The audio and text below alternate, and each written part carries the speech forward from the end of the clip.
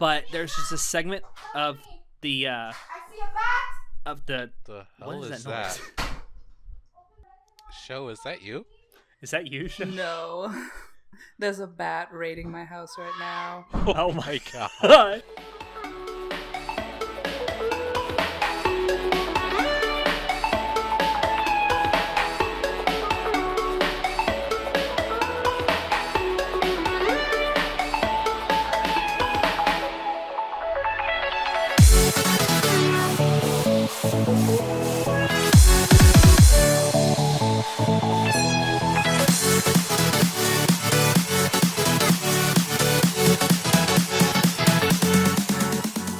Hello, everyone, and welcome to Anime Club After Dark, the podcast that delves into all things anime, manga, and otaku culture related. I'm your host, Alex, but you can call me Senpai, and joining me tonight, I have our Wizard of Wait What, Shinoda. Hey, yo, what's good? Nothing, how about you? No. And our Chivalry of Shota's Shotaro. I cry myself to sleep every night. Oh, Not that's cry kind of so. sad. That's No, it's actually pretty, it's happy tears. Oh. Oh, yo. All right, moving on. So, Anime Expo just ended this weekend. Actually, by the time this goes up, it'll be 2 weekends ago, but pay that no mind. So we wanted to go over some of the stuff that went on at Anime Expo and a lot of announcements that came out of Anime Expo this year. So we're going to talk about that for our news and announcement section before we get into our main topic tonight. But first, before we get into that, Sho, you actually had something you wanted to talk about first. Well, it's not something I want to talk about. No, it's but... actually it's sad news, but... Yeah, so a couple of days ago, some heavy rainfall hit Japan, and there's been some heavy flooding, and a lot of people's homes have been destroyed, and there's 122 dead as of July 10th. Jesus. Yeah. So, I mean, I'm sending my deepest condolences to the people struggling with that. But yeah, it's pretty shitty. I think Kyoto was affected, so yeah, a lot of Kyoto was affected, so I hope KyoAni's doing okay with that. Well, basically, from what I saw in the map that they posted here in the news article, it looks like a swath basically from Hiroshima to Kyoto is pretty much the affected area.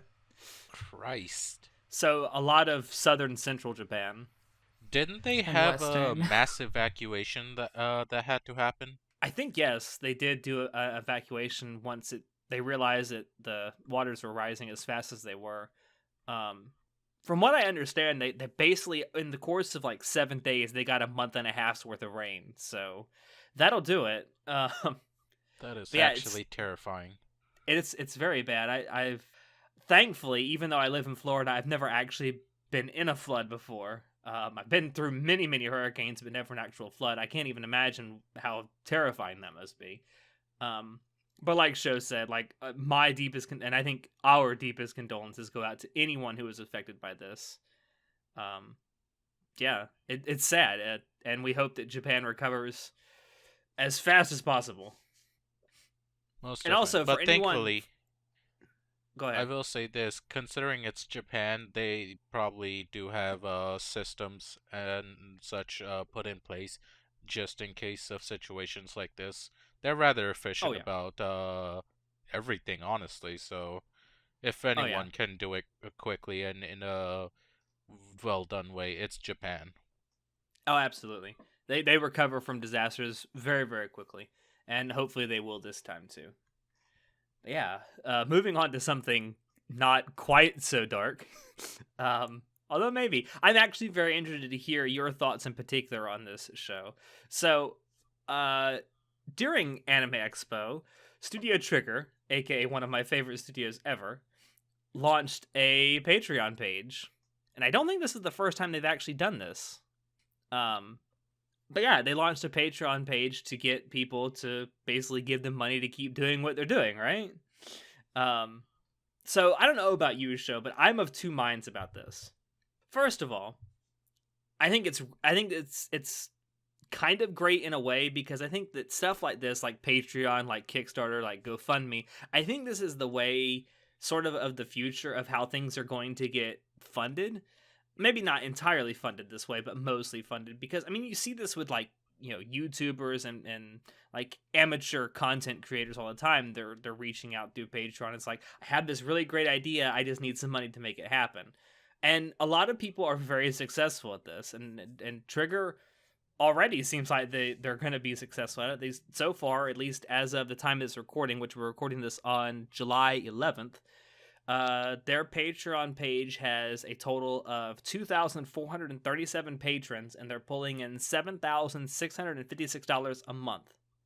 And they've only been at this for 6 days now. 6 days. I think that's pretty impressive so far. I will say this. Probably my biggest criticism of them doing this is how they're doing it, because they only have 2 supporter tiers. One, which they're calling the Trigger supporter tier, is the $1 a month, and then the second one is a $5 a month tier. So basically, the only difference that I see, at least on their Patreon page, is the $1. It's like, they say we're very grateful to your support. You will have access to high resolution JPEG files from our live drawing sessions. And then with the $5 one, you get you get to have access to their Paint Shop, their .ai, and Clip Studio files with the layers of untouched layers from their live drawing sessions. So basically, you're getting the same files that the artists themselves work with, which is cool. It's a great perk. And they are going to start doing, since they reached their $1,500 per month goal, they are going to do live drawing sessions with their animators and illustrators, which, again, is cool. I would have liked to have seen them have, number one, more tiers and higher dollar amount tiers, because I love Studio Trigger. I love the stuff that they put out, and I like how they seem to be one of the few studios out there that really care about their animators and try to pay them a fair wage. So I would not be against sending them, like, even as a one-time donation, like $100 or $200 or $500. And I really wish they had tiers for that, because I think there's a bunch of people like myself who would be willing to do that, at least as a one-time thing. Anyway, Yeah. that's my thoughts on it. I think it's overall a good thing. I just think that they could have gone about it a little differently. Yeah, I don't like these tiers. The way they set it up makes it seem like this Patreon is like a side venture. Like, we'll get in a few dollars, whatever we can scrounge up, instead of like making the tiers, more relevant to the fact that they're an animation studio. Yeah. And have the supporting or the tiers related to the actual anime that they're making or have made. Yeah, or will make. Yeah. So I don't think they're taking this Patreon too seriously right now, because, and I mean, it reflects, they are making $7,000 a month, but like, that is very small compared to what they would need to actually continue functioning as a studio. Or to fund an anime. Yeah. So, I mean, I have no idea where these funds are going as well. I didn't really read their blurb where these funds are going, but like, are these, what are these funds being put toward? Like, well, on their Patreon page, it says that with your support, we would like to forward funds into various aspects of the studio, possibly a new line of merchandise, attending or conducting more events, or simply providing a little more funding to our staff. That's what it says. Okay. Well, yeah. And hey, if they got $7,600 extra per month to divvy out to their staff, I'd say go for it. I mean, why not? Animators are so fundamentally underpaid anyway. I feel like if they went like all in to Patreon or any other crowdfunding thing, they would make like a shit ton more money. If they like promised to like make an anime, like fund me to make an anime. If that was their premise, they would get a lot more money, I feel. And I was thinking about this like a couple days ago. I thought, like, if you had like a bunch of different tiers, like they have the $1 and the $5 tier, that's fine. Leave that as it is. Add some more and add like one-time payment tiers. Like add $1,000 tier where it's a one-time payment of $1,000, and one of the things you get for giving them $1,000 is they will model you and put an anime version of you as a background character in their next anime. I think that would be a really cool thing. That Yeah. actually does And I sound think pretty neat. there are people out there. I would if all it costs is $1,000 to get myself in an anime and my name in the credits, I'd do it. And I'm sure you're not the only one. I know I'm not the only one because I know No, there's thousands other of people that would straight up drop 1K just to have that. See, yeah. This is just such a huge opportunity that I feel like they're not capitalizing on. But I mean, they just started their page, so That's true. Yeah. And there's nothing I think to stop them from changing it in the future. Yep. I mean, and that's the great thing. They have this base now. They have a pretty sizable amount of patrons. I mean, for something that just started, it's pretty sizable, nearly 2,500. I think that if they wanted to in the future expand this and say, hey, we have a new stretch goal of, let's say, $10,000 a month, and if we can reach that, then we'll fund this anime that we've had sitting on the shelf for a long time that someone's already written 12 episodes for. I'm like, okay. I think that's something that they could definitely do with this Patreon. I want to see where it goes. I'm not completely convinced of it yet, but I think that they could do something really good with it down the road. Yeah. They might just be testing the water, seeing how much patrons they can get before they upgrade the tiers. That could be too. And we do know that they already have, I think, 3 shows in the works currently? So, who knows? They could, like I said, just put $1,000 tier on there, and the you get all the goal, all the perks under it, plus you get yourself modeled in one of their upcoming anime. I'm telling you, there's people that would do that for you. Trigger, listen to me, do it. It's not like I want to be in an anime, but Trigger, you can make this happen. All right, moving on. So something else that happened, or was announced at Anime Expo. So an anime that I know a lot of other people are looking forward to finally has a release date, kind of. And I, again, have mixed feelings about this. So, Shaft revealed that Zoku Owari Monogatari will be coming out this fall, but it will be released as a theatrical feature. But I don't think it's going to be feature length. So, there's not a whole lot we know. We know that it's coming out in October. We know that it's going to be in theaters in Japan. I don't know if Crunchyroll will pick this up in the same way that they picked up Awari Part 2 last year, even though that was a made-for-TV special. I don't know, because to this day, Crunchyroll still hasn't picked up the Kizumonogatari movies. So that's my big thing about that. I don't know. The visual and the trailer that they released look phenomenal, but I don't know anymore. I want to watch what it. prompted them to make such a change. Well, the novel that this particular part is going to be based on, Zoku Owari Monogatari, is only a single arc story.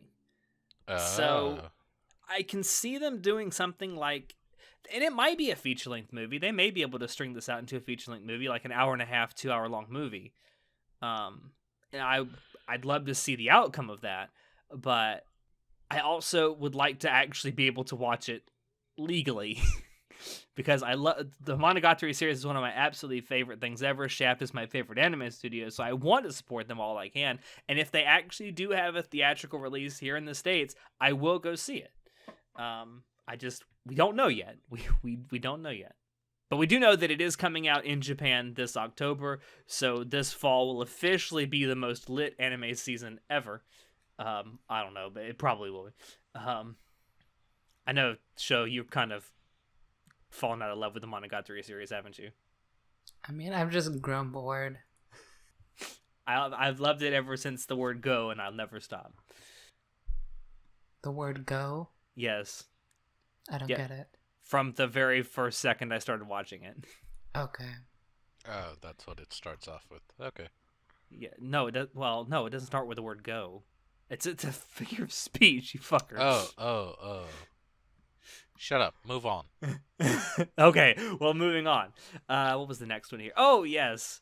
So as if we already didn't have enough JoJo's news coming out over the last few weeks at Anime Expo, we got more just deluge of JoJo's news. We found out that Viz Media has officially licensed the Part 5 anime that will be coming out later this year.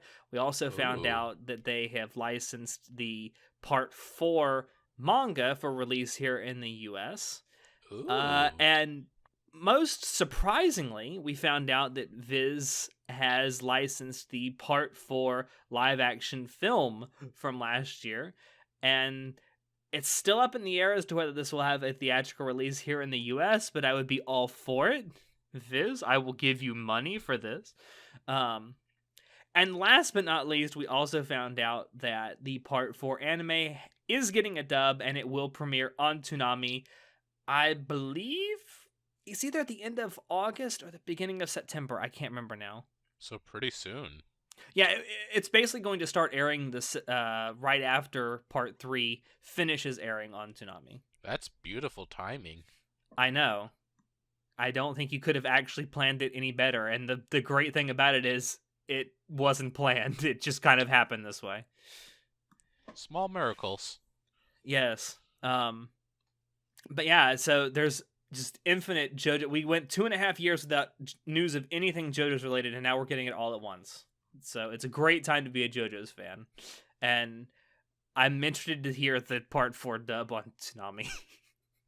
I really am, because I know that some people have had mixed feelings about the Part 3 dub. I personally think it's pretty damn good.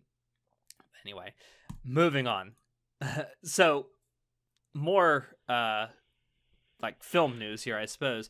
Aniplex also announced at Anime Expo that they are going to have US screenings of the most interestingly titled anime film ever, I Want to Eat Your Pancreas. Now, we were talking... I know, it sounds so ridiculous. We were talking beforehand, before we started recording. What's the actual Japanese title? Or what are the actual words in the Japanese title? So in the Japanese title, it's I don't know what the actual Japanese terminology is, but it's your pancreas eat. So the localized part is in the English is I, because the pronoun I was not in the actual Japanese title. So we don't know who's eating your pancreas, and I think that it's the disease that the protagonist is suffering from, or not, the character. I don't know. One of the main characters. Yeah. Whoever is suffering from, the disease wants to eat the person's pancreas, which it would make sense if that was the case. Yeah.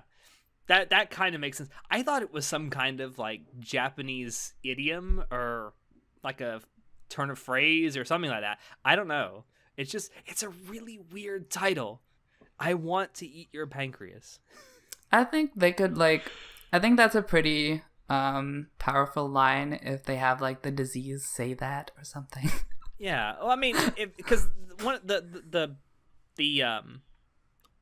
disease should be a character in itself. The disease should have its own personality and lines. From the synopsis of the show, one of the main characters is a girl who's suffering from a quote unquote terminal illness of her pancreas. They don't come right out and say it's like pancreatic cancer, but if it were pancreatic cancer and it's like the cancer is eating the pancreas, then I get it. Like, it's a really powerful symbolic title.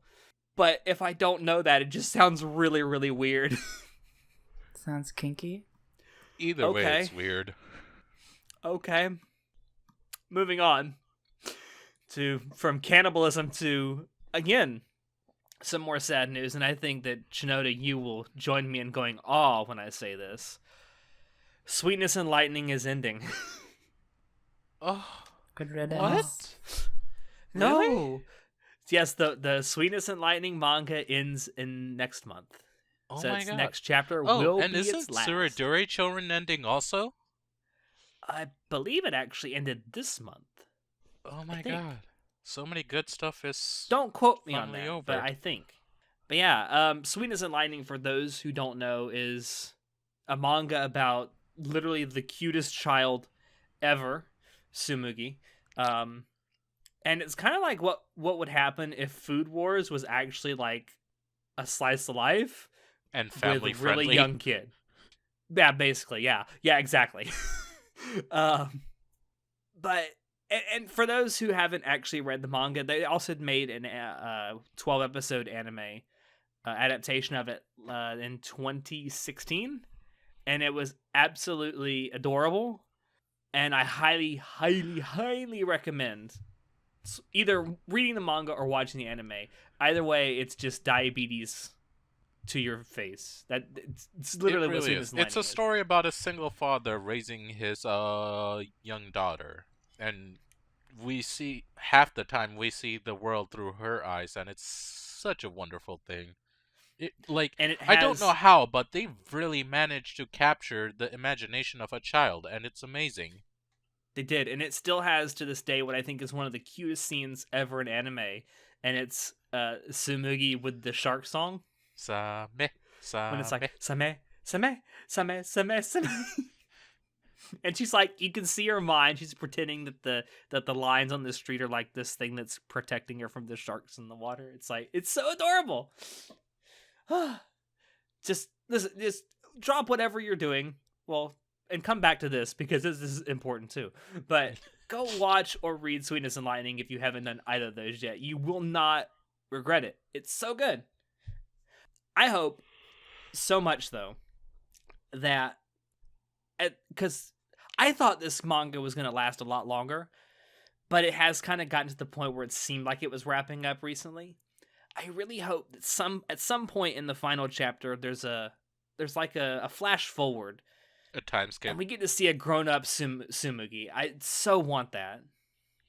Does it seem like they actually will? Is it in the style of the author?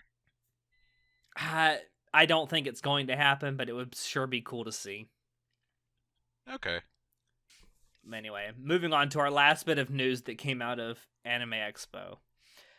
So a couple weeks ago, we reported on Netflix giving second seasons to both, or no, well, a second season to Be the Beginning, and greenlighting a third season of the Castlevania anime. Well, at Anime Expo, Netflix revealed that Aggressive Retsuko is getting a second season in the first half of 2019. Now, I don't know. Did either of you watch Aggressive Retsuko? Not yet. No. It's really good, especially if you've ever actually had an office job for any length of time. It's very relatable. But yeah, if you haven't watched Aggressive Retsuko, it's basically about this personified red panda. All the characters are animals, but who works in an office and has to go through the daily life of being an adult and all the stress that piles up, and the only way that she can really get rid of that stress is by belting out death metal karaoke, and it's so entertaining to watch. That actually But sounds pretty cute. it is, and it's funny enough, it's made by the same people who conceptualized Hello Kitty.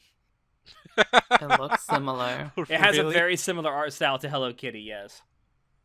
Oh my god. Yeah. So, I mean, seriously, if you're a working adult, go watch Aggressive Retsuko. You will understand all of the stress and suffering that the main character goes through. It's something you can relate to, and you'll like It's it because very of that. relatable, and I think that's why it was so popular. I think, I don't remember, I remember reading something about this a couple weeks ago. Like, so far in 2018, it's one of their most watched series that came out in 2018 on Netflix, is Aggressive Retsuko. So that tells you something right there. That it obviously appeals to people outside of the anime spectrum if it's one of the most watched that they've put out so far this year, alongside everything else. But yeah, so that's the last bit of news that.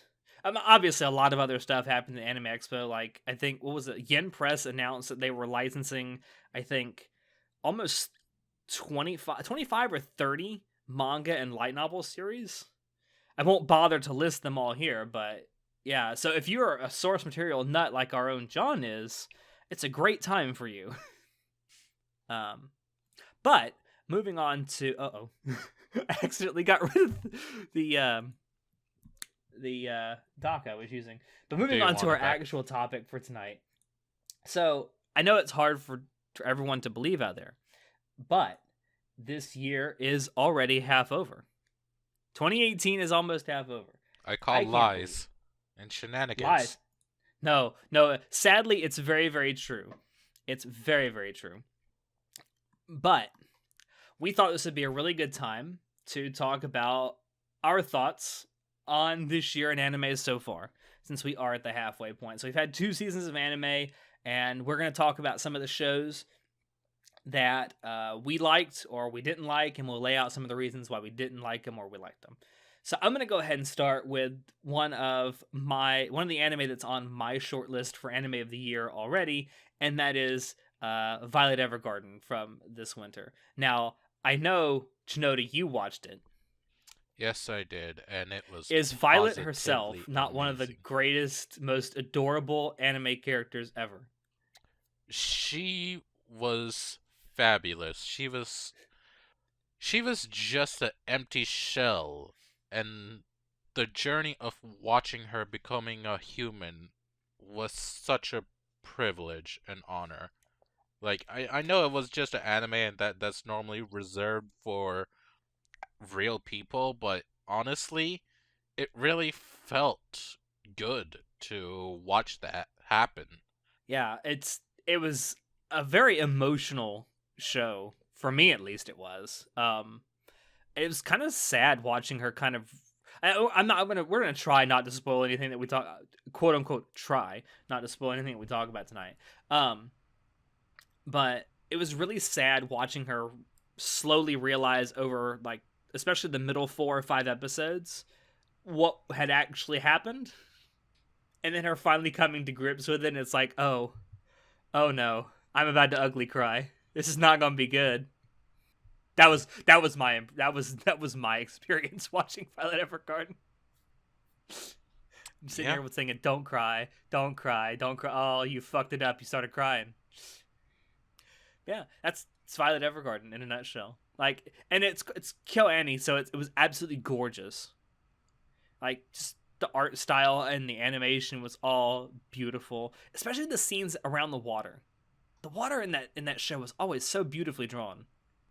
Because they know their fans are thirsty AF. Well, this also comes from the same studio that did Free, and the water in Free looks really good. speaking Uh, of free, it's back. yeah, God, don't remind me. I'm about to watch the newest episode right after this. Oh God, kill me now. But yeah, Violet Evergarden, great art style, great animation, phenomenal soundtrack. I've never actually heard a show or a soundtrack use a typewriter as a musical instrument. I have now. It was done to a really great effect in the show, and just the story it's heartwarming, it's sad, it's bittersweet, and it'll make you cry. Even if you're a hardened son of a bitch, it'll make you cry. It'll make you ugly cry. And that's also something else. Like, you see crying a lot in anime, and it looks kind of almost dignified and kind of cute. Crying in Violet Evergarden does not look cute. Like, the ugly cry It's real. The ugly crying it's is real in real. Violet Evergarden. Because when characters start crying, it does not look pretty. Yeah, I loved it. It's on my short list for anime of the year so far this year. Go watch it if you haven't already. I watched it while it was airing, although I didn't watch it illegally. I actually went and bought a Japanese Netflix subscription and used a VPN to watch it as it was airing week to week. So Is that not still illegal? I paid for it. So listen, they were more than happy to take my money. Okay. Anyway, so what you got for us, show? Well, the biggest highlight of this year is obviously Devilman Crybaby. The controversy machine. Wait, why is it a controversy? Why wasn't it a controversy? I don't Oh know. my God. Well, I can tell you why it's a controversy in our group, because you have Oh, a no. shitty theory about what it's symbolizing. No, Can we I'm not not? going into that. It's too intense. Yeah, you're not going I into it have because a you know you're very, wrong. very intensive theory on crack theory on what actually happened in Devilman Crybaby. You got the crack part right. Yeah. But when Devilman Crybaby came out, everybody and their mother was like screaming about it. And rightfully so, because it was really good. I know you hate the soundtrack, but I loved it. I definitely want to see more EDM or electronic music in anime and also in Preach. OPs. I loved the Parasite soundtrack, which was like electronic dubstep. And I literally listen to that soundtrack still. Like, I listen to it currently all the time. But yeah, so Devilman Crybaby was also had a really good electronic soundtrack that I loved and Alex hated. I absolutely hate it. I think it's one of the worst soundtracks I've ever heard in anime. By the way, you say you want more anime with EDM, with good EDM soundtracks? Uh-huh. Do you know where you can actually find an anime with a really good EDM soundtrack? Where? It's called Panty and Stocking. Uh, Hey, that Teddy Lloyd soundtrack was really good. it wasn't electronic enough. It Okay. was there, but I liked it. I liked the Panty and Stocking soundtrack. I like really intense dubstep. Not dubstep, electronic stuff. Like really like hardcore stuff. Yeah. Okay, shit! Some people, I mean, a lot of people are annoyed by the kind of music I listen to. I can't blame I them. can see why. But yeah, the art style for Devilman Crybaby was also. You also Shit. didn't like that either, Alex. Shit. But a lot Literally of people. looks like it was drawn by a retarded 4-year-old. It's called Calm down, art. Alex. You don't understand it. It's art. But it was. I'd like very... to point out, as much as I'm criticizing it, I still gave the anime a 6 out of 10, so it's better than average. That's low for you. I don't know if that's a compliment or just an observation. Just an observation. That's not a compliment. Okay, listen. Gonna have I to don't work know, harder you for a seem- compliment. No. You seem to actually be proud of people who give out low scores. You're like, you look at your own average score, and it's like, it's not low enough. It's not low enough. Yeah, I It's would not be close proud to of you. I would be proud of you if you had a low average, but you don't. So, anyways, yeah, Devilman Crybaby received a lot of praise for its quote unquote unique art style. I liked it. I don't know. It was okay. It was pretty good. I didn't think it was amazing. But the best part of the show was that we got some bishi homoerotica. Holla. Yeah, that was the best part. Yeah. Do you have anything to say, Chinoda and Alex, because you both watched it? Unlike Alex, I actually did love it. Soundtrack was out of this world. I fucking loved it. Animation was unique, to say the least. I liked it. A lot of people didn't. I understand why, and that's fine. It's not for everyone. But and the story overall, I freaking loved it. Pretty damn good anime. I'm glad we got it this year. And I honestly do wish there was some more to it, but as it is, I'm happy with what we got. Nice. I will agree that it was unique, but it was very mediocre in comparison. Also, I have since gone back and watched the original Devilman anime, and it is better. Well, at least you like something, Devilman. Anyway, that's all I got to say about Devilman Crybaby. Chinoda, Yes, what do you me. got for us? Oh, do we have to talk about this? Why? Listen, you don't have to talk about it if Hey, you don't want to. I'm gonna talk about I'm it. hungry for some fucking Mexican food, so Yeah, I want a let's go, burrito Chinoda. too. And now Give me we're my talking about burrito. Uzumaki flavored burrito.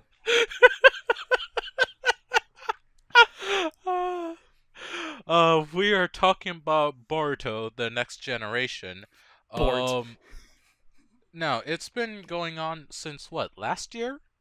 is when it I started, I think. believe it started at like spring of last year. I think. No, it couldn't have been that long ago. Could it? Hold on, I'll go look it up. Keep Thank you. going though. Anyways, yes. Um, so what we have from this year so far, it just ended on a couple arcs, and it caught up to where it took place in the movie, and right now it's going through where the movie is going through right now, the Boruto the movie, for clarification. And it's done it pretty damn swell so far. Animation's fantastic. Voice acting is pretty good also. Ha! Soundtrack I can be was right. iffy. I was right. It was spring 2017 when it premiered. Okay, thank you. Um, Soundtrack can be a little bit iffy here and there, but overall it's decent. Um, so far the journey's pretty good, and I'm looking forward to what we get after the movie arc is over. I have a question Please. because I watched all of Naruto and Naruto Shippuden, so I have to ask this question: do they still run with their hands behind their backs? I didn't think Fuck, that I was a need to difficult actually go question. back and watch because like that's such an ingrained To know part that. of like everything. I See, don't see, even pay listen. If you watch attention to Naruto that. long enough, you start to think that that's normal. Like just watching them do that's just normal in my head now. So like I am honestly not sure. I want to say yes. Yeah, I'm pretty sure that's a yes. I might be wrong, but I know I remembered seeing some ninjas running like that here and there, so let's go with a yes. I might be wrong though. See, I watched Naruto and I watched Naruto Shippuden and I read all of the manga. And I'm like, I'm really satisfied with this ending. I'm not satisfied necessarily with how we got there, but I am very satisfied with the ending that we got. I was just so content to just leave it there and just move on. Yeah, a lot of people were honestly, and I And I don't blame them. have. I just I have no desire to go back into this world. Like I still respect Naruto because it's definitely throughout the early to mid 2000s it's what kept me interested in anime, and I still respect the manga and the characters. It's just I've had a complete story. I'm satisfied. I don't need any more. I don't want any more, so I'm not going to experience anymore. Oh god, I just had a horrifying thought. What What, if Naruto ending? no, no, no. One Piece, the next generation. Oh god no. God no. I'm actually scared right now. Listen, if that happens, I'm quitting anime forever. Jesus Christ, don't say that. Well, actually, no. By the time One Piece ends, we're probably going to be near death anyway. One Piece will never die. We'll all be dead, and it'll just keep going. It'll It'll be our never stop. grandkids watching it at that point. Here Oh lies god. Alex. He never actually even watched One Piece, and here it is, still going. Oh god. Just Anyways, Alex, do you want to talk about the next thing? Unless show, do you have something to say about Boruto? Haven't watched Boruto. Haven't watched Naruto. Nope. I've read some dojins oh god, of that Inu guy. He's got some good moves on him. God, wow. I'm not even gonna go there. I really am not. Alex, let's go to your next I will say anime. though that as someone who has been in the Naruto fan base for a long time, there are some, I won't say toxic fans, but let's say very involved fans that get way too into their ships. Oh yeah. Oh yeah. Like it's Are just they Fujo ships? some of them. Like I don't know how many years was it that we had to hear all the fucking yaoi fangirls Naruto X Sasuke, oh my god. Too long. Too goddamn long. I'm Were they so wrong? fucking grateful that's not a thing anymore. I'm Yes, they so were wrong. grateful. Like I'm I sure don't in think so. some dark corners of probably Tumblr it is, but not the majority. Not anymore. And thank the gods for that. Yeah. So yeah, moving on. So the next anime I want to talk about is something that I actually found somewhat disappointing, which was doubly disappointing for me because I enjoy the manga that it's based off of, and that is Citrus from the winter season. So I'm Citrus pissed about is, Citrus. huh? I'm pissed about Citrus. Y'all hyped it up for me, and once I finally got around to watching, I was like, "Yo, this is kind of shitty." Like, it's not horrible, Well, but it was kind of shitty. the second half gets really, bleh. Yeah, But but go on. I'm sorry. so Citrus is based on a manga that's it's a Yuri manga that is actually halfway decent. I know, not whatever. Um, I like it. It's not everyone's cup of tea. I know. T. But I was really excited for it because I enjoy the manga so much, and because I really enjoy, and I enjoy the manga not necessarily for the like the Yuri relationship aspect. It's because I actually like the characters themselves from the manga, and that's why I was so excited about it. And like I said, the first half was pretty good. Like the first 5 episodes, pretty decent. And then it just got to the second half, and it just took a big giant donkey shit all over the manga. So first off, it's not a complete story because the manga is still kind of ongoing. Um, but the ending we got was just so cliched and bad. Just. I won't spoil it for anyone who actually does want to go watch it. I will say this. If you're looking for quality Yuri, look somewhere else. Where? I think quality Yuri is a myth. It is. It doesn't exist. Well, I mean, you could say the same thing about quality yaoi. How'd that super lovers thing? You're not How'd that super wrong. lovers train treat you? Not wrong. I think Yuri is worse though. Yeah. Continue. It was always going to be hit or miss. I was really hoping that they would take the anime in a somewhat similar direction to the manga, and they started out like they were going to. They actually adapted more of the like really risque and questionable aspects of the manga than I thought they would. Like there's a scene somewhat early on in the manga that involves a sexual assault, and I was really surprised that they actually added that in there. But overall, it was just not a great package. The soundtrack was very mediocre. The character designs were pretty close to the manga though, so I was really happy about that. It's just, I don't know. It's just it wasn't. The second half just kind of ruined it. Yeah, that's Citrus. I know you watched it too, and I think you were like me, Shinoda. You thought that the first half was okay. Yeah, I thought it was pretty good. I enjoyed it, but then it turned bad.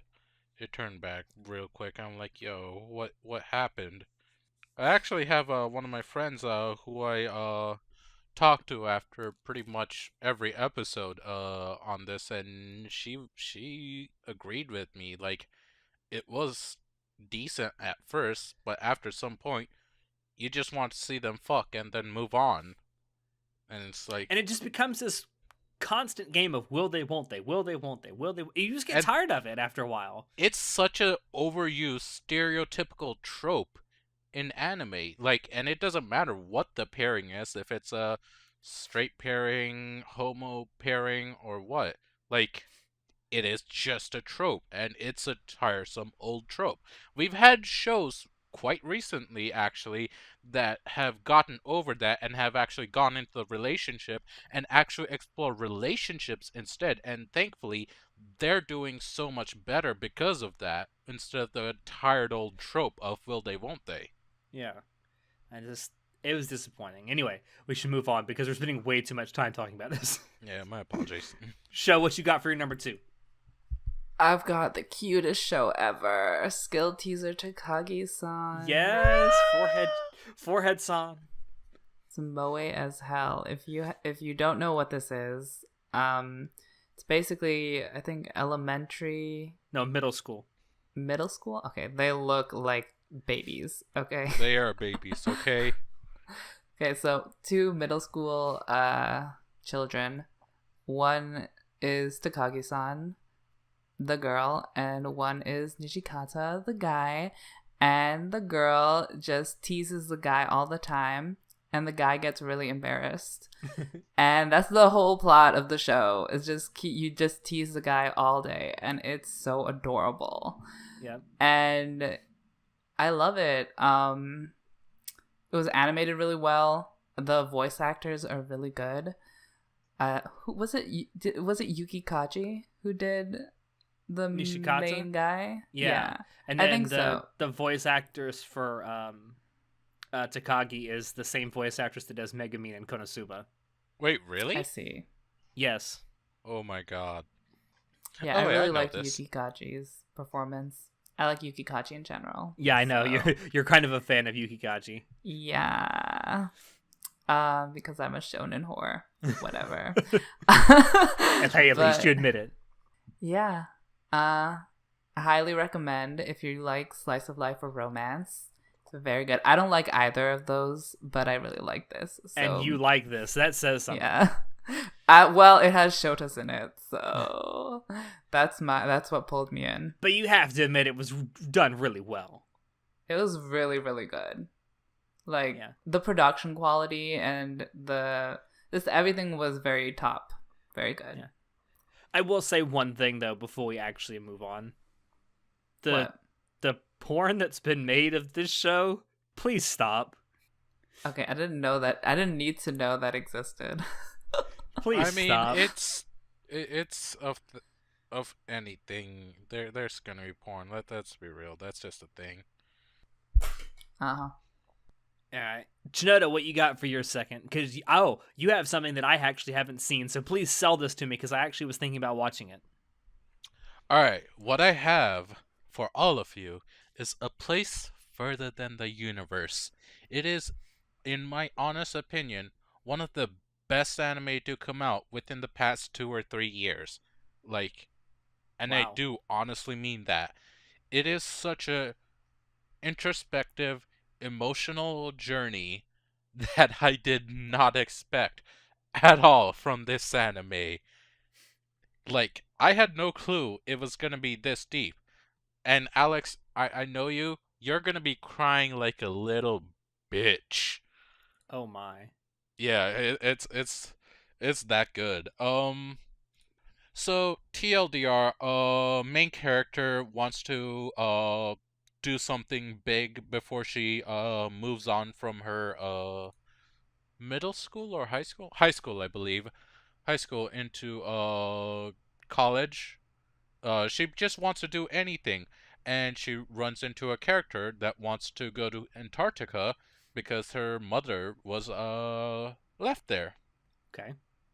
Her Now, mother was left there? I'm I won't assuming she's a scientist of some sort. I won't say much more than that because Is this there's like certain Frankenstein? there's certain Frankenstein. revelations that come into light that is actually rather integrated into the plot that matter. So that's all I'll say. And they decide to basically team up and find a way to get to Antarctica. And I this see. whole journey is about that. It's about getting there. Um, it's about the relationships between the girls. It's about being truthful to their oneself. It's just an emotional journey. All right, then. You've convinced me. I shall watch it. Have a I just box wanna- of tissues at your side. You're gonna be crying a lot. Okay, then. I'm just gonna complain about the grammar in this English localized title. A place all I have further to than the say. universe? That what is further than the universe? That doesn't make sense. Show. What's Shut darker up. than black? That kind of makes sense. No, it Fuck you. doesn't. What the? That's you're being so you're being so fucking gonna fucking hypocritical, kidney punch this kid. A place further than the universe doesn't make any sense. Darker than black, perfect sense. Anyway, you've convinced me. I will watch it. It sounds like a heartwarming story. No, it's gonna break your heart. That's what it'll do. Even better. All right, I'll move on to my third then. Please. Unless you had something to add, Joe. No. Okay, Have then you I'll watched definitely it? go on to my third. I'm gonna No, be. I don't plan to either. I'm not into moe. Sorry. I know Well, this probably has more substance to it than just being quote unquote moe, but I just can't do it. says the man who watched Takagi-san and loved it. But there's a Shota in that. Uh-huh. If a place for the universe, if you gender swap the characters, then I would watch it. Goddamn pedos. I'm shallow. Yeah, I'm you not gonna you got that deny. right. You got that right. You were very shallow. All right, moving on. I'm not going to spend a lot of time talking about my next one because it was that disappointing. So, second season of Dagashi Kashi. Now, I watched the first season of Dagashi Kashi. In fact, I wrote a review of it, which you can read on our website. It's still up there. I actually really enjoyed the first season of Dagashi Kashi. I liked the characters. I liked the comedy of it. I liked the quirky relationships between the characters. But I didn't like the second season of Dagashi Kashi at all, primarily for two reasons. Actually, primarily for one reason and then a secondary reason. The first and most audacious reason is that they took what was the first season, which was a fully fleshed out, like 23.5-minute show, and they condensed it for the second season into a 15-minute short. So everything in the second season felt entirely rushed, and it just didn't feel like the same show. Magnifying that was the fact that it was being done by a completely different studio. Studio Feel did the first season. Tezuka Studios did the second season, and you can definitely tell because there's an art style change that it's very noticeable. It's very, very noticeable. Hotaru's eyes are the wrong shade of blue. They are, and they're the wrong color. They're the wrong color. They're like greenish blue now. Yeah, and they were purple in the teal? first season. They were blue, weren't they? They were they were a light purple, dark blue. They were not. Anyway, it was a different shape, different color. Like the characters look different. And it just wasn't as enjoyable as an experience. Like they brought in another regular character halfway through, and it's like I just didn't care anymore. It's just not the same show. And this is the risk you run when you take a show from a standalone 23.5-minute episode or 23.5 minutes per episode show to a short. You always run this risk, and they fucked it up. You see, what went wrong with Dagashi Kashi 2 was too many people asked for the thought to be gone, and then the thought actually left. And now they missed the thought, and now they regret it. And that's the main issue. That's basically, they said, be gone thought, and they're like, oh, what have we done? Be gone thought. It's a case of be careful what you wish for. You might actually get it. Everyone hates the thoughts, but everyone knows that they're the life of the party. So yeah, that you got that right. If anyone can hear the helicopter in the background, I do apologize for that. Are they doing like a police raid on your apartment? No, it's just a single helicopter. It does have a searchlight on though, so oh boy. Something's going on. So suspicious. Completely moving on from that. I just need to delete this hard drive real quick. Oh my. So quick, delete the lolies. One of the highlights of this half year for me is Legend of the Galactic Heroes, the new version. Yes. Yes. Oh god, we turned into a trio of basic bitches. Yes. This is the Yas cast. No! Oh god, you've killed him. Oh man, so I watched the original OVA and so did Alex, but he watched it a long time ago. I watched the original OVA and I've read the novels that it's based off of. Oh my god. Jesus, really? How are the novels? Wait, it's not even localized or translated fully. I have my ways. Oh my god, Alex. You're so bad. Okay, I definitely want to read the novels, but after watching the OVA, which is like 100+ episodes, I'm a little burnt out and I need a break. So, but I will eventually get back to the novels. But the new series is just an improvement on the old one in every way, and I know I've said this before many times, but I'll just say it again. And now that it's over, I am like certain in saying that it is definitely an improvement, and I'm so happy with all the changes they made. The plot changes, script changes, animation changes. The CG was so good. Some of the best CG I've seen. As you like to say, god tier CGI. And it's so appropriate. Like they chose, like the traditional animation is good when they choose to do it, but they chose to make the ships CG, and it's really detailed how they did the ships, and the ships actually look better and are better in CG than they could have been in traditional animation. And this is how you do CG properly. It really is, though. I am honestly curious how they did it because, like, it's wonderfully done. Like, and if other anime studios can learn to copy or even master the techniques they used, anime would be catapulted into a new age, honestly. I honestly feel Yeah. that. Yeah. I don't think that CGI in and of itself is a bad thing. I think that when you use it bad, it's a bad thing. But this show, Legend of the Galactic Heroes, the remake, shows that you can actually do CGI really well across the board, and it actually looks good. It's appropriate. It feels good. It feels right. Yeah, like when you see the CG ships floating in, you're like, "Oh shit, Shit's about to going get down." real. Yeah, which would be it would be hard to do that with traditionally animated ships. So Yeah. yeah, It's worth pointing out that they are taking a lot. I won't say they're taking liberties. They're actually taking liberties in the opposite direction with this, and that they're adding stuff to the story from the novels that wasn't even in the original OVAs, which was also a welcome surprise, I think. and also they're focusing on more of the quote unquote minor characters. Yes.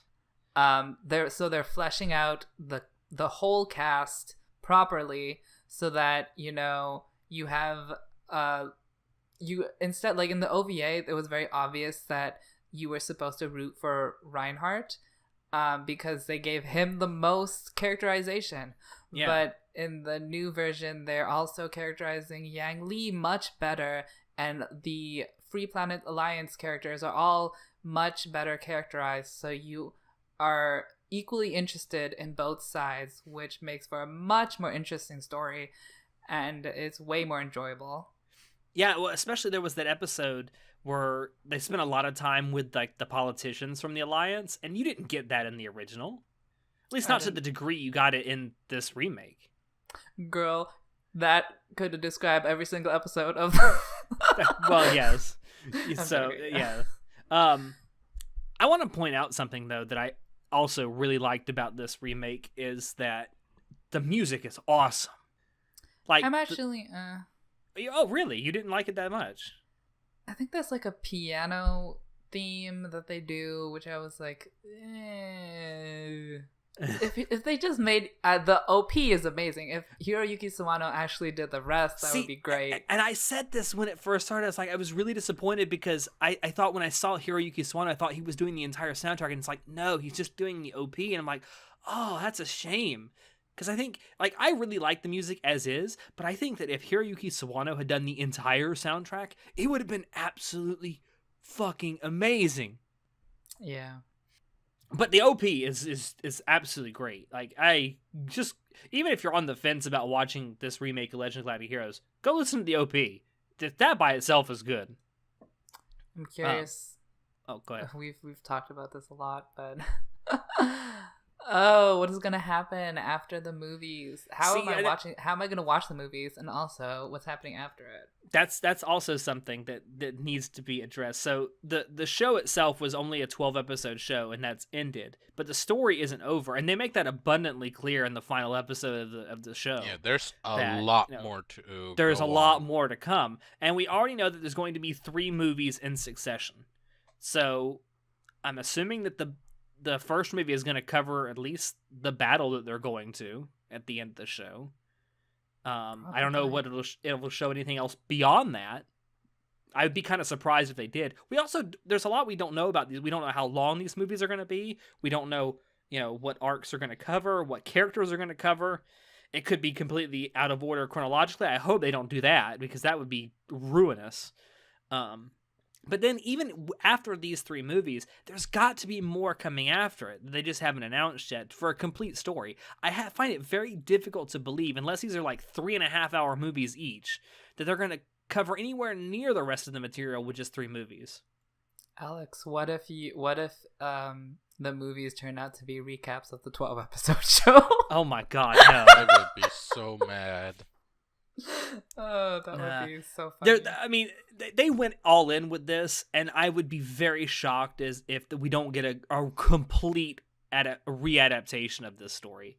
I'd be really shocked if they just left it at the 3 movies, and wherever they happen to end is where they end. Yeah, I'd be really shocked. The production quality is really high. It Except is. for the music, in my opinion. It is. But I mean, even notwithstanding that, I mean, you still enjoy it either way. I know you enjoyed it. Oh, definitely. Oh my god, the best part was, okay, minor spoilers, not really, I'm joking. But the best part of the show was that Reinhardt fondled Siegfried's hair for like a minute. And then when he was done, he's like, I'm done with you can leave now. Yo, that was weird. I don't know what that was about. That was just weird. That was so good. I do want to mention one last thing about Legend of Galactic Heroes before we move on, because we spent way too much time on this show. I noticed that there's a significant portion of the fan base that, for a reason that I think I have, is that they're kind of disparaging and poo-pooing this remake. And I think it's because there's a lot of people, and myself included, that really loved the original OVA series and were really captivated by it, and was one of the things that we grew up with, when we started watching anime. I think they look at this as like trampling on something that they love. Like, why remake something that's already considered so good and beloved by so many people? And I think that's why some of the fan base of the original Legend of Galactic Heroes is kind of being very negative about this remake. Remake it because it's flawed. That's why. I mean, and to be fair, and you and I talked about this when you went and watched the original Legend of Galactic Heroes. Like, at the time, they were animating a story that they really didn't have the budget to animate. Yep. And now they do, and it looks fantastic. And I think that even the people who love the original, as I do, should appreciate that they've obviously taken their time with this, and they want this to look good. And it does. And it does. It does. It looks good. It sounds good. It's works. Good. Even if you watch it and you don't think it's as good as the original, you can still think it's good. And there's nothing wrong with that. Anyway, let's move on before we do like 5 hours on Legend of Galactic Heroes, because they're really good. What do you got for us, Shinoda? I have for us Ancient Magus Bride. Now, it started in 2017. Yeah, 2017. It was a 23 or 24 episode show, and it was a pretty heartwarming show, if I say so myself. With a healthy dose of Stockholm syndrome. Oh Disgusting. god. Yeah, I've heard. I haven't seen this, but I've heard things. Yeah, no, there's a very strong amount of that in the show, and like they actually call it out in the show itself. I'm like, oh, they actually went there. Okay, Very good. self-aware of them. Yeah. But yeah, another pretty damn good that makes this year in terms of anime really good. Beautiful show, absolutely beautiful, and the music was actually chilling at times, especially the OP. I think it's definitely gonna be on my top 3, top 5 at least OPs for this year. I know that for certain. I know it's very highly rated on Mal. It is. Is it really? 8.27 at the time of this Goddamn. recording. Goddamn Oh, wow. shoujo bitches. I mean, that just Listen. speaks on what people think of it. Speaks on the shoujo fan base. Is this even a shoujo? It's Oh, it's a I think- shonen. Listen, Yeah, it's a don't lie to shonen. me.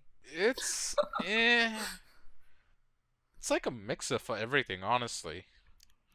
I don't know. I keep saying I'm going to watch it, but I never do. Why is it so highly rated?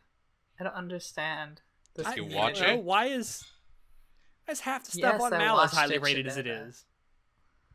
It was hashtag toxic. Hashtag toxic. Jesus. But I know that there's some people who really really loved it like you, and then there's some people who's like it's just eh. I know that there was like a was there an OVA that came before the actual show? Yes, there was a 3 episode OVA that went into the life of Chie, the main character, and explained more about her, about where she comes from and what her situation is in the past before the show takes place. Gotcha. Yeah. I don't know. One day I might actually go back and rewatch it, but no promises. Or rewatch it. Just watch it. I haven't watched it yet. Oh, it's my turn. I should actually talk now. Okay.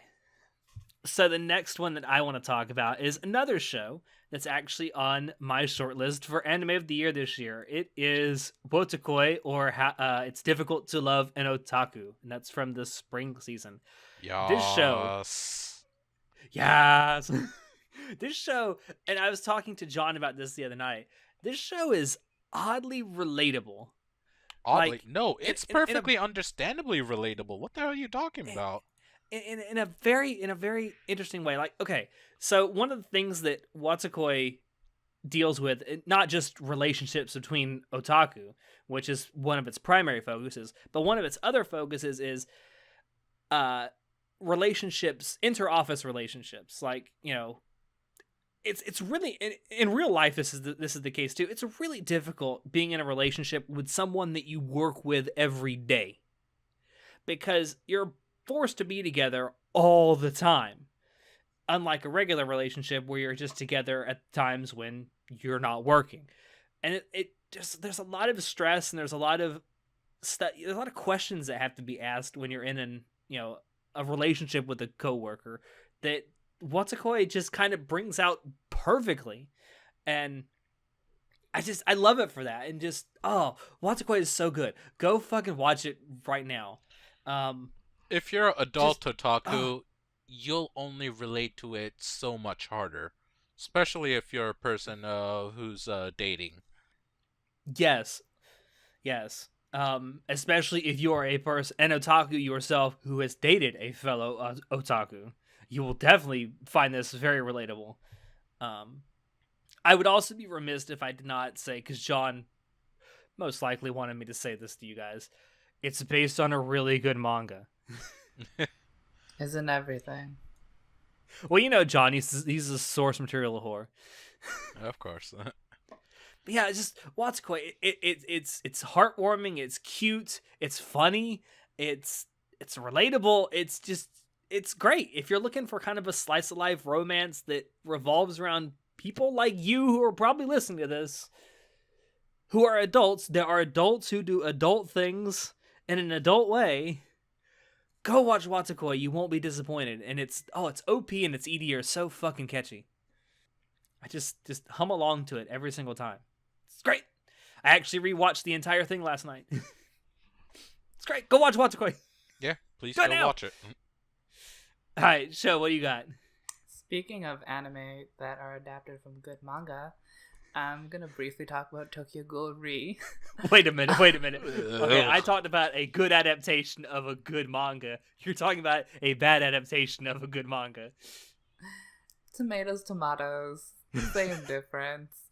Um, do you watch Tokyo Ghoul, Shinoda? Or Yes. no?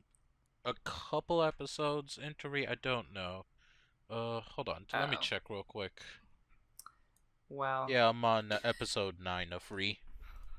okay. Well, overall, I'm disappointed, obviously. The first 2 seasons were disappointing anyways, so the third season was obviously going to be disappointing. My main issue was that the fight scenes were poorly animated, and the climactic fight at the end of the series was CG. No. Wah No. wah. It was like the monsters weren't CG, but like they're fighting on a building and the building is CG. So I'm like, why? Why would you do this? Yeah, I was very disappointed about that. But I did like that. Um, so the first season ended with a introspective, like hallucinogenic trance where Kaneki like talks to himself and like some shit happens. What the And in the fuck? last episode of the third season, the same thing happens. So I do like that they paralleled, you know, those two events. And I definitely think the last episode of the first season of Tokyo Ghoul was like one of the best episodes of anime in general. I thought it was a really good episode, even though the entire show itself was not that great. That one episode was really good, so I appreciated that parallel. And the scene that they're paralleling in Tokyo Ghoul Re is actually adapted from a scene in the manga, which is my favorite scene of the manga, and I think they did it pretty well. So I'm happy about that one scene in particular. Everything else is not that great. But I'm really curious to know what an anime only thinks of the finale of Tokyo Ghoul Re. So I wanted to ask you, Chinoda, but you haven't finished it. Yeah, I'm So sorry. I'll ask you another time. I'll finish it soon. It's like a huge twist, and I don't know if anime or how anime onlys will react to it. So Is yeah. it And like apparently, a make or break kind of twist? first of all, I don't know if anime onlys will understand the twist. Let's be honest, anime only watchers Will they haven't comprehend understood it? Tokyo First Ghoul of all, since the comprehend second it. season. Um, uh, yeah. That's my main issue. Will they even understand it? But yeah, it's wait, what do you mean make or break? Like, Like, what do you I'll mean? keep on watching, or I'm gonna drop this bullshit. Oh, I mean, I don't think it's that drastic. No. Okay. Listen, the make or break was you know what, fine. I won't spoil the manga, even though everybody's talking about the fucking scenes in the manga, but I won't spoil it. Whatever. The make or break scene comes later, and it features Toka. Ooh. So if you know what I'm talking about, then you know. Yeah, that's all I had to say about Tokyo Ghoul Re. I can tell you exactly what anime only watchers are thinking. Like, I am so confused. What is happening? Yeah. I've been so confused for 3 seasons now. Uh-huh. But yet I've still come back. It's like an abusive relationship. I mean, I'm still watching it. Yeah, Tokyo Ghoul is an abusive relationship. Show, can you confirm this? I mean, sure. I mean, I'm into that, but sure. Okay. Shinoda, what you got? I have for us MHA Season 3. Now, Alex, calm Moving down. on. No, Calm down. I'm just kidding.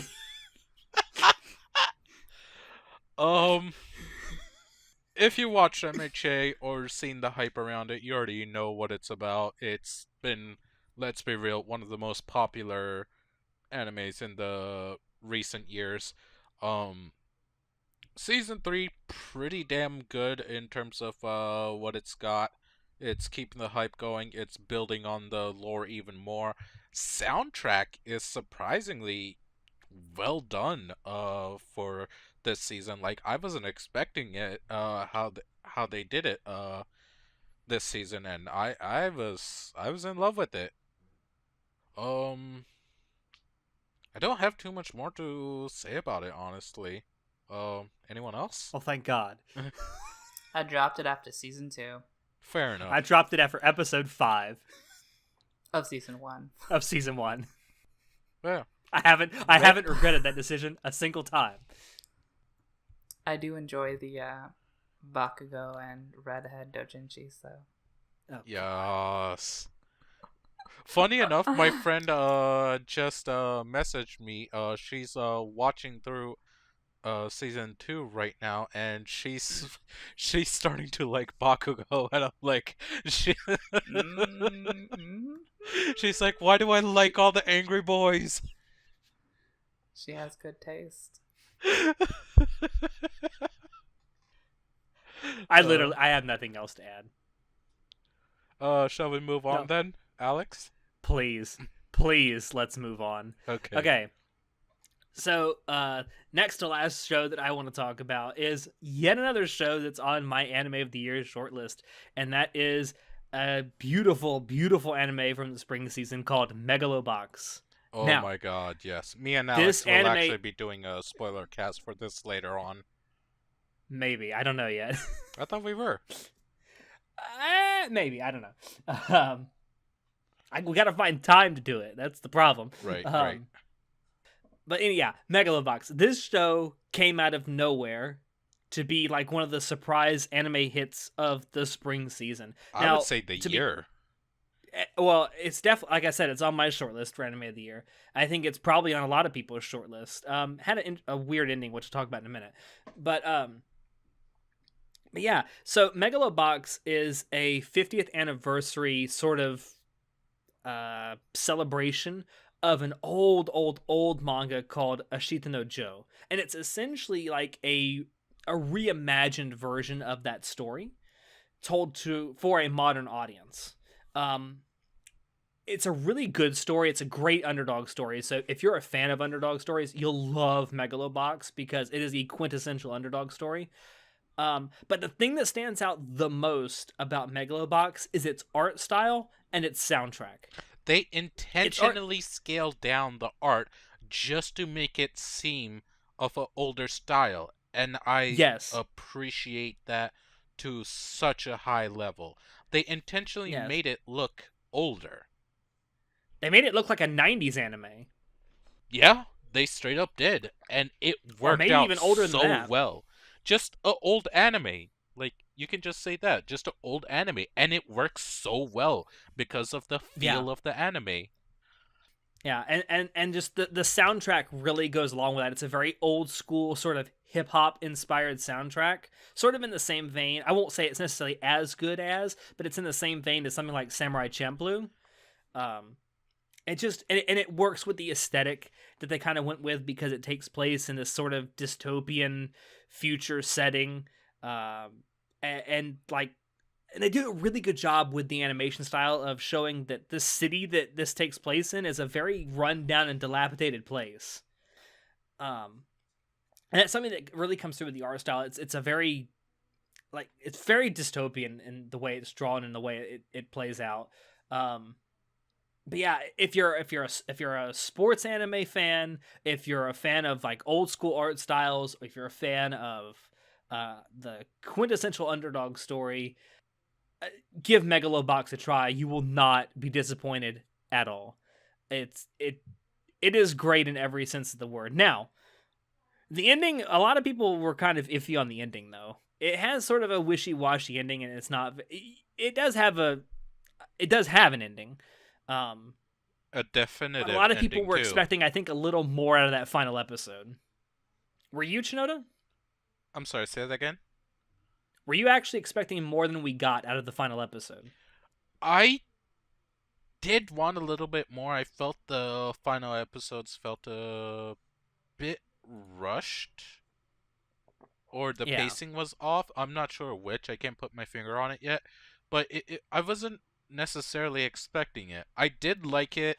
I liked the fact there was a definitive ending also, but it was definitely strange.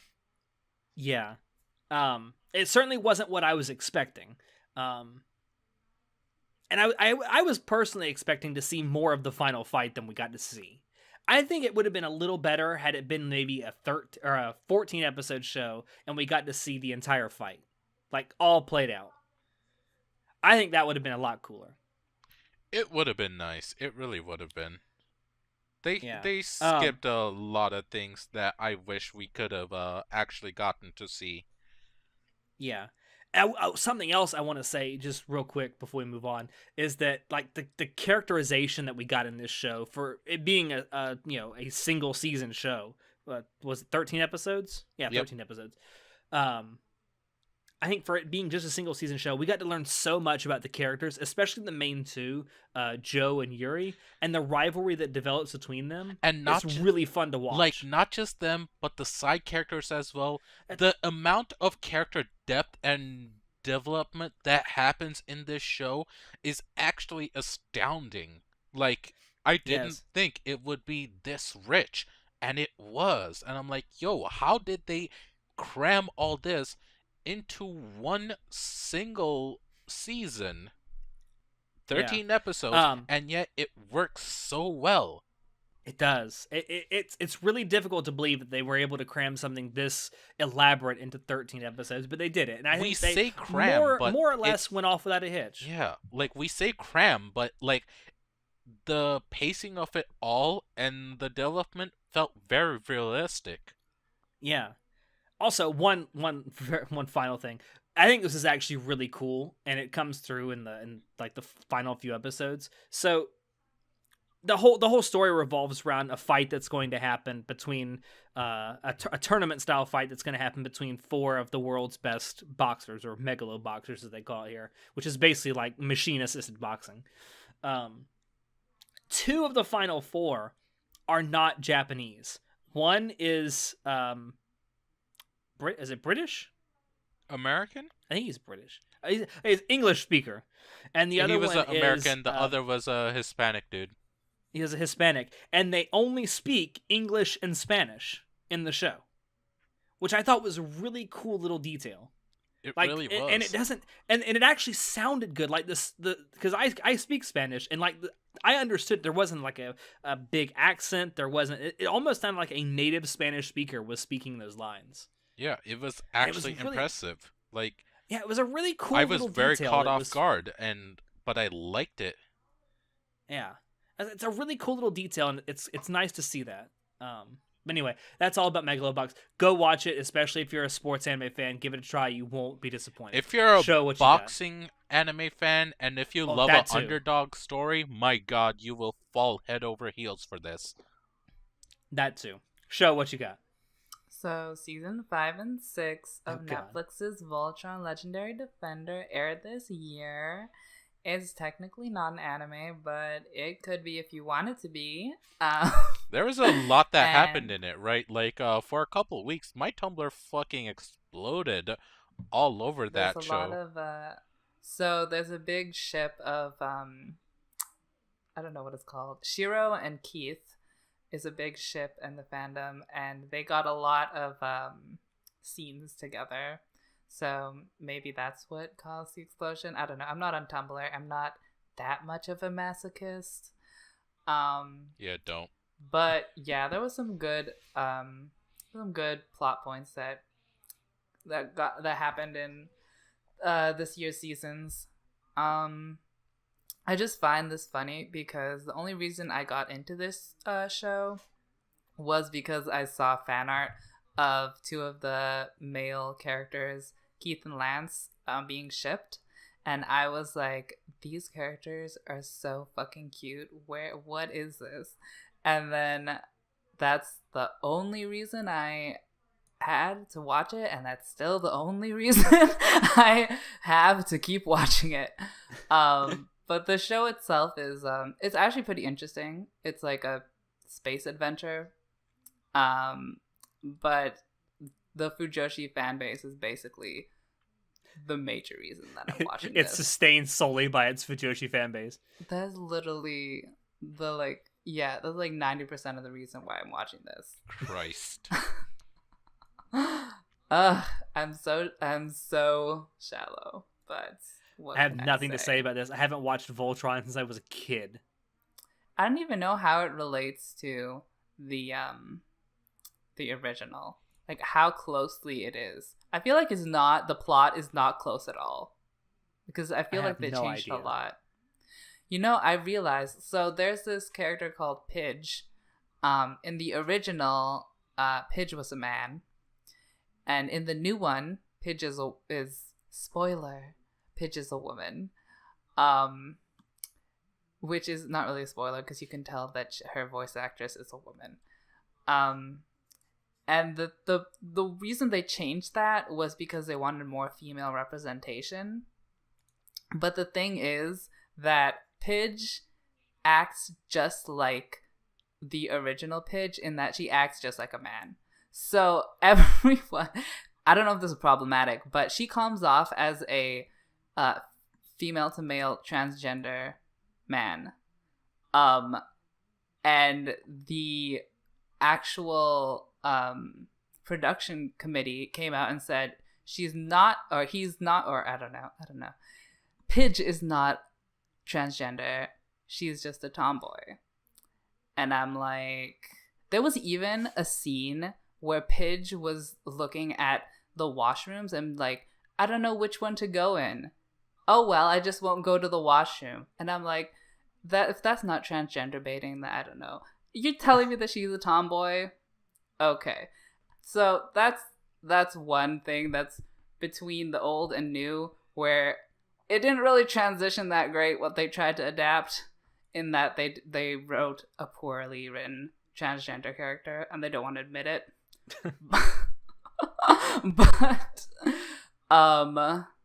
But yeah, one last thing I will say about this is that they introduced a like alien character called Lotor, which is, he's basically like a Machiavellian character along the lines of like Lelouch and Reinhardt. And I'm like, yes, Queen, let's get these cold-hearted killers in here. But then they just ruined his character in the recent season. So, R.I.P. But the other characters got some good characterization. So, what can I say? And the fan base is thriving. So, I'm enjoying the fan Fucking base. full of That's all thirsty I can say. Fujoshi. Yes. Yeah, that's all. All right, Shinoda, what you got? I have Hina Matsuri. Excellent. Sorry, I had to get to my list. Excellent. Hina Matsuri was a comedy that aired just the previous season, the spring season, and my God, was it beautiful! It made me laugh like crazy. What can I say Yes. without... I don't want to say any spoilers, so I'm trying to word this carefully. Basically, a psychic girl comes from what seems to be an alternate dimension, and she directly comes into the room of a mobster and a yakuza, and they actually end up living together. He becomes her caretaker, and it's just a comedy slice of life. It was fucking fantastic. The animation, the sounds of it, and just the jokes. The jokes were what really got to me. It was so ridiculous, and yet so out there. It was actually really funny because of that. Have either of you two watched it yet? Nope. Tumoe. Okay, well then it's. I know it's got a really high score on Mal, and it's done by Studio Feel. I honestly don't remember what studio did it. Yeah, it's done by Studio Feel. Okay. But yeah, it was I mean, really I'd enjoyable. planned on watching it during this spring, but it was like so much other stuff got in the way of it, and I was like, I'll just keep putting this off. And it's like, I've seen clips from it, and it looks funny. Yeah. I mean, it's not one of those animes that's a priority, like, you gotta drop everything, watch it now. No, like, just when you can, if you have the time for it, watch it, and, like, you'll be glad you did. It's pretty funny. But it's one of those. It's like whenever you feel up to it. And that makes it pretty good. Well, there you go. It's got the full endorsement of Shinoda. Yeah. I mean, I'll get around to it eventually, I'm sure. It's just so much other stuff during the spring that I was watching. It's like, I don't have time for one more show. Yeah, it just turns out like that sometimes. Yeah, and it didn't really enter on anyone's radar until I think like 3 or 4 weeks in. It's like everyone's like, you gotta watch the show, you gotta watch the show. I got 10 others that I'm watching already. Anyway. Do you two have any questions for me regarding the show, or nah? Do they fuck? Do they fuck? I'm gonna need you to please turn yourself into the Mounties, please, and tell them everything you've done. She's an I like alien, it's right? like, got any questions? Do they fuck? Would that be your question for anything? Just do they fuck? I mean, it's a pretty good why question, not? in all fairness. Skilled teaser Takagi-san. Do they fuck? You sick bastard. I mean, they do, though, so... Off screen. Anywho, Alex, would Try not you to like think to about talk that. about your final one? Yes, the last one I'm going to talk about. So, this spring season, we got a return of a classic. We got Fooly Cooly Progressive, the first of 2 new Fooly Cooly seasons that are airing this year. About goddamn So time. we kind of, I know. Well, I never thought that Fooly Cooly would ever get a sequel, so I didn't know what I was gonna get. But, and we talked about this in the last WTF that we recorded because the first episode had aired before we recorded that, and since then the entire show has aired, and I have to say, I thought it was pretty damn good. Will I say it is as good as the original? Close, but I don't think quite as good as the original. I did like all of the new characters pretty much. I think it's still got the same Fooly Cooly attitude. It's crazy. It's off the wall. It's highly sexually symbolic. It's in the spirit of the old show, is what you're saying. It's an anime about teenage angst. I mean, Nice. it's really what it is. I will say this though about Fooly Cooly Progressive. Whereas I'm convinced that the original Fooly Cooly was about the hell of going through puberty, I'm reasonably convinced that Fooly Cooly Progressive is actually full of symbolism about losing your virginity. Oh. That's my theory about it. So I'm assuming that Fooly Cooly Alternative, which is the 3rd season, which we're getting later this summer, I am assuming that's going to have a lot of symbolism about actually being in a relationship. That's my personal feelings about it. I'm sure that people will say that I'm completely wrong about it, and sure, why not? But I liked Fooly Cooly Progressive. I thought, and the Pillows came back to do the soundtrack. I thought they did a really good job with it. It was great to listen to. I loved the ED, which is almost as good as the ED from the original. I can't wait to actually buy the soundtrack for both of these new seasons when they come out. But yeah, it's Fooly Cooly Progressive. Aired on Toonami week to week. I watched the English dub. The English dub is really, really good. Yeah, that's Fooly Cooly. Did either? I know you didn't show, but did you watch it, Shinoda? Not yet. I've been slacking. I plan on starting it very soon. Oh, like the original, it's only 6 episodes, so you can catch up really quick. Okay, that's good. Yeah, that's Fooly Cooly Progressive. I mean, if you like the original, I think you'll either love it or you hate it. You won't be in between. I think that's my personal feelings on it. So, how progressive was it? There's a guy wearing a skirt. That's pretty progressive. Transgender representation?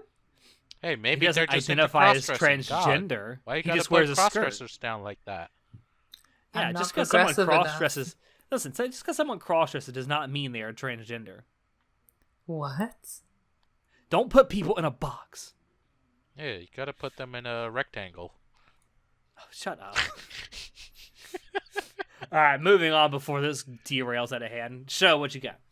So the last movie of Digimon Adventure Tri aired this year. It was the 6th film. It was Why is pretty it called bad. Try if there are six movies? It should be 3. It's the 3rd season. Uh-huh. Lies. It's not, I'm not lying. Anyways, I mean, I like marathon try. I marathoned it like a week ago because I could not wait for each of these episodes to happen. And I mean, the best part about it was that we got like new animation for the Digimon, which is great. But the bad part is that the story is kinda not that great. I mean, I'm glad like they tried to make it a little more complex and make the characters more deep in their personalities and everything, but and I do appreciate that, mostly like out of nostalgia. It's like, oh my god, I know this character. Oh no, there's more to them that I didn't realize. Oh my gosh.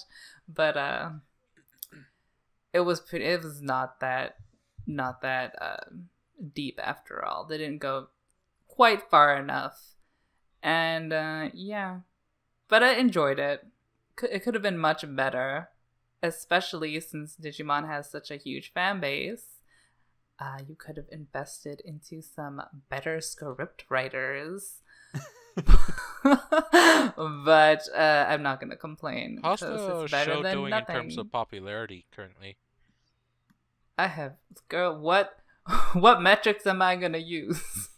I don't Now? know. I can look it up real quick. Hold on. Please, because I'm actually curious to Where's see how many Digimon people have Adventure? actually. Well, I can tell you that the 6th movie has a 7.32 on Mal currently. Okay, that's not bad. That's not terrible, Eh. but yeah. I But feel like the people who are the main demographic for Digimon don't use Mal. What, 5-year-olds?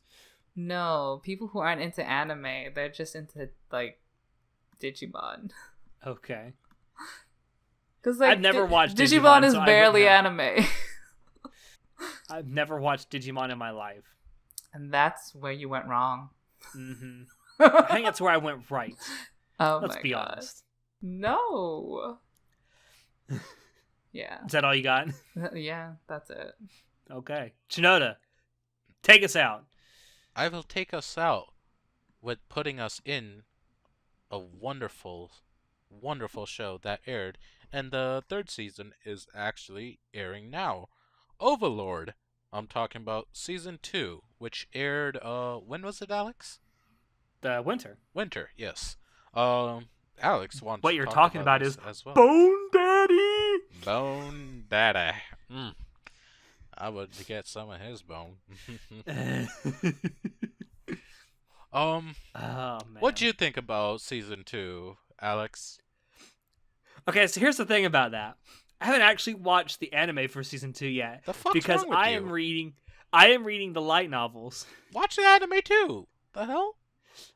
I plan to watch the anime as well, mostly for Myth and Royd, but no, I know what it covered. I thought it was I can tell you what I think of the actual story that was covered, and I actually really liked it. Okay, so in the fan base, and I think you've been reading the Overlord light novels as well. Yep. And you watched the second season, didn't you? I really like the novels, and yeah, I watched the second season. So it covered the Lizard Man arc, right? Yep. Yep. See, all that there's a lizard mixed sex. yes, all that lizard sex. There's like a mixed feeling in the fan base of Overlord about the Lizard Man arc. I loved it. I love that arc, but I don't think you do you, Sho? No. I'm actually See, gonna agree why? with Show. I feel they stayed on it way too long. Okay, I will agree with you. Maybe it went on for longer than it probably should have, but that doesn't mean the story was bad. I really liked it. I liked the Lizard Man No, arc. it definitely wasn't bad. I didn't like any of the characters. Really? Fuck you.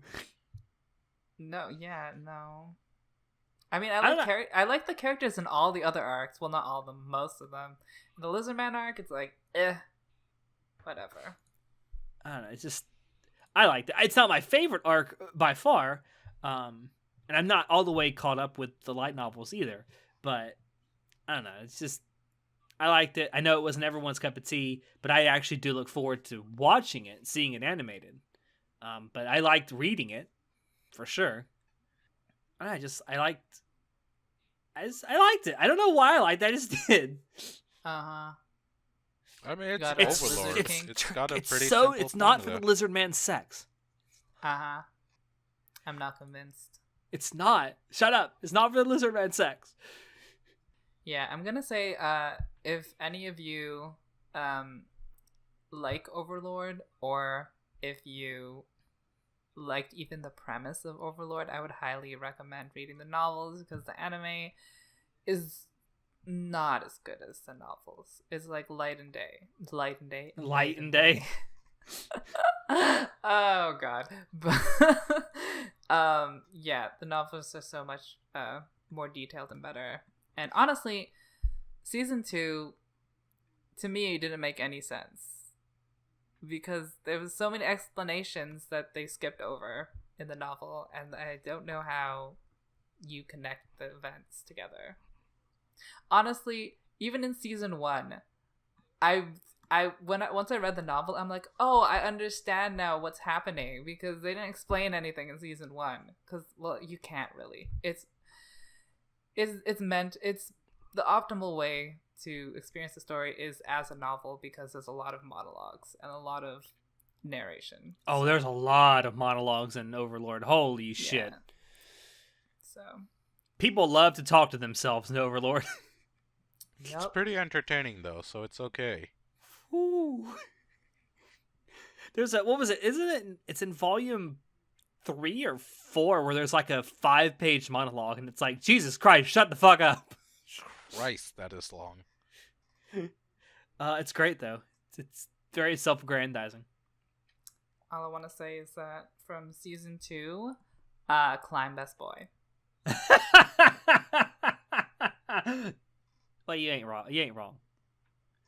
You may not be wrong. Maybe. But that Myth and Royd, though, that was good. Oh yeah, And they're back for season 3. I have to watch that. I've been slacking. Well, you've also been on vacation for like half a month, so. Yeah. But yeah, I mean, it's Overlord. I mean, if you watch the first season, you're probably gonna watch the second season anyway, and the third season that's airing now. But I'm of the same opinion of show on this one. Like, as much as I actually do like the anime, I say that the light novels are much better. It's a much better way to experience this type of story that's being told, and it's very well written and very well translated. How far are you in the novels, Alex? I just finished volume 9. Which one is that? Well, I don't really want to say because, you know. Oh, my lord. Okay, well, I'm just gonna say that I personally think that the Overlord novels have gone a little off track, and I'm not happy with the direction they're going, but they are... They're still enjoyable for what they are. The first number of novels were well written. I'll say that. Well, you're further along than I am, right? Yeah, I'm caught up fully. Okay. So now you're just waiting on me so we can do a spoiler cast for the Overlord light novels? Yeah. Aren't the others going to be in on that?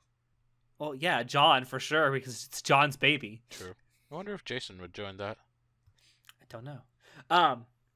But yeah, go read Overlord if you're actually interested in it. It's worth your time, for sure. But yeah, and you know, go watch season 3 of Overlord. Go watch Albedo rape a skeleton. Yeah, legit. It's great. That, like, it's not really spoilers. It happens in the first episode. We're not mincing our words here. She literally rapes a skeleton. It's pretty good. God, I love Albedo. Not gonna lie, I got turned Yes. on when she presented that face. Just, oof. Please, Anyway, me so- now. Yeah. So to wrap this up before you get a boner. Too late. So obviously there was more stuff that aired this year besides what we talked about, but we just kind of wanted to go through the stuff that we liked and we didn't like, and kind of go over why we did or didn't like them. But yeah. I mean, the big thing that we didn't talk about was obviously Darling in the Franxx, and there's a good reason for that. We are doing a full-on spoiler cast of Darling in the Franxx next week on the podcast, so definitely be sure to tune in for that. That will probably be a hour and a half long fiasco. Of course, this show ran over too. We're almost at 2 hours now. But yeah, I mean, there was other stuff. There was one that I wanted to talk about, but I took out for time reasons. I wanted to talk about Uma Musume and how that show just triggered me because there are no fucking horse boys in it. We had the Cardcaptor Sakura, which we didn't talk about, which I'm kind of surprised we didn't talk about, but whatever. Did anyone even watch it? I did not, because I just kind of forgot that Cardcaptor Sakura was even a thing, because I watched it so long ago. Show? Nope. Okay, no one gives I'm a just shit here for about the fan Cardcaptor art. Sakura. Because Just here it's for the fan art. It's just been made for the money, and that's it. Yeah. I mean, and then we also had the second half of the third season of Shokugeki no Soma, or Food Wars, that aired, which Meh. was kind of a shit show. No, it was good. It was good. It was okay at the best. Listen, Fuck I you, love that shut show. up. Thank I you. love it, but it was okay at the best. Hey. You don't know. I do know. You I thought it was fucking a shit watched show? it. Fucking Fuck was you. on the No. plate. God damn it. Fuck you. Listen, if you thought that it was a shit show, I have some advice for you. Read the fucking manga. It's really good. And then we had Gun Gale Online, which was also kind of a shit show. What? No, Kind of. no. I'm gonna argue Hey, with you on I'll that. say this. That was Hey, actually listen, good. Listen, I will say this. It was better than Sword Art Online Oh, that's not really because hard to Kirito wasn't in it. do. Was it really better than Sword Art Online, though? Yes, it was. Like, lots of people give anything related to Sword Art a lot of shit, and I understand why. It's definitely for a good reason. Gun Gale Online, or Sword Art Online Alternative, whatever hell the title is, I don't even. Just call it Gun Gale Online. That's Gun what Gale everyone else Online. calls it. All right. It was actually rather well done, and the characters are actually likable. I really loved it, and it didn't have as much faults as what it's related to. And I'm like, yo, this is actually surprisingly good. Like, I'm enjoying this. It's not bad. It's actually decent. Like, I would honestly say check it out and go into it with an open mind. And you don't even have to have watched the other crap to watch this. It's just a standalone, and it's an enjoyable one Yeah, at I mean, that. that is something to point out. You don't have to even be a Sword Art Online fan to watch it. So I'd also like to point out that Alternative is rated lower than Sword Art Online on Mal. I'd like to also point out that those people are fucking wrong. The public has spoken. Okay. Alex. Well, Alex has spoken and this episode's over. So thank you all of you out there dropping in to listen to us. We hope you enjoyed it because we always enjoy bringing this stuff to you. If you want to check out previous episodes of the podcast, you can find us on SoundCloud, iTunes, and YouTube. If you want to keep up with what we're doing and have a little more fun, you can join our new Discord server, become a member of our Facebook group, follow our Twitch channel, and visit our website. And as always, if you have any questions, comments, criticisms, or concerns on this or any episode, feel free to shoot us an email. Links to all these things will be down below in the description. As always, I have been your host, Alex, and I will see you next time. Say goodnight, everybody. Night. Peace out, everyone. Hey, show. What? No. Batman! Batman! That makes no sense because the bat part is getting cut out. Maybe I can convince John to put it at the beginning. No. That would make no. Oh no! Alright, and- God damn it! Now I know why it makes sense. God damn it!